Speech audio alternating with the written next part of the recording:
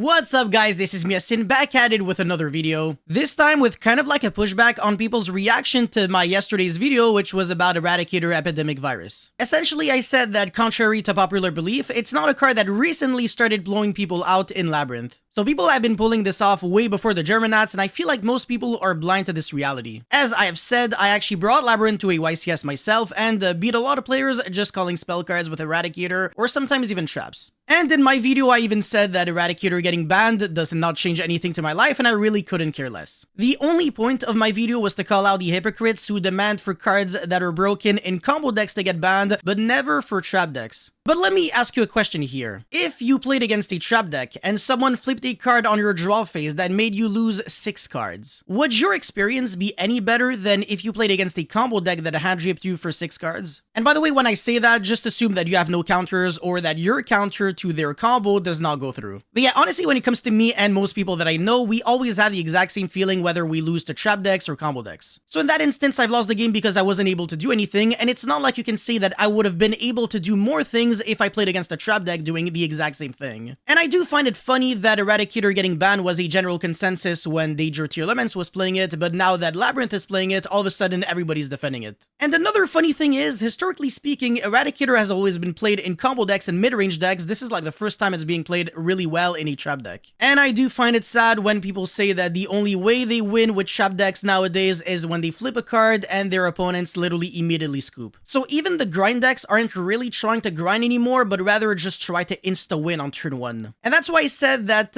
even though Labyrinth is a trap deck quote-unquote, it really doesn't feel like a trap deck and actually feels way more similar to like a mid-range or even a combo deck disguised as a trap deck. A lot of players who don't sufficiently play this game enough have a tendency to believe that a deck's degeneracy level is always directly proportionate to the amount of special summons it can conduct in one turn. And for that reason, I want to believe that casual players are always really biased in a positive way towards trap decks and always really biased negatively towards combo decks. And if we're not dealing with the casuals here, but rather just the dedicated trap players, then it's really the same, they're still biased. And people who are biased towards their only playstyle usually get mocked for not trying to play anything else, especially when all they do is whine about every other kind of deck. Oh, and by the way, don't go thinking that I'm cutting any slack to the combo exclusive players or mid-range exclusive players. I'm actually criticizing everyone here. But yeah, one thing that I've realized over the past couple of years is that, you know, the least empathetic and most hostile players are always the ones who demand for change, but never are willing to change. In other words, I'm talking about the players who always play the exact same kind of deck, always complain about everything that hinders them, and don't really seem to care about the integrity of the game. And this is how you can end up with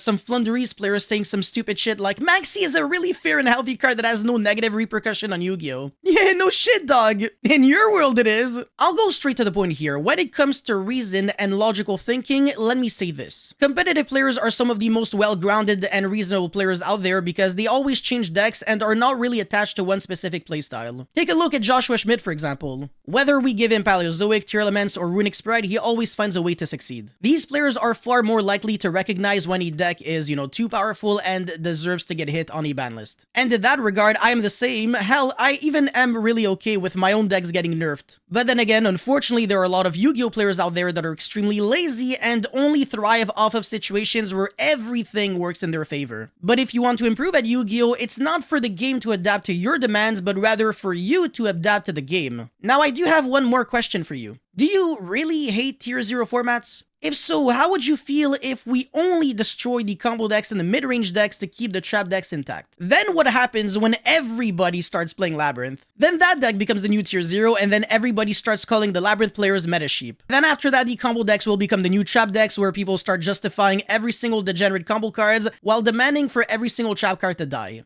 It is an infinite loop that makes you realize how hypocritical people really are. Unfortunately, we don't have enough people who really care about the health of the game, but rather their own needs. But I'll leave it to that for this video. Guys, thank you so much for watching this video. Don't forget to like and subscribe, and let me know your thoughts about everything in the comment section below, and I'll see you guys very soon. Peace.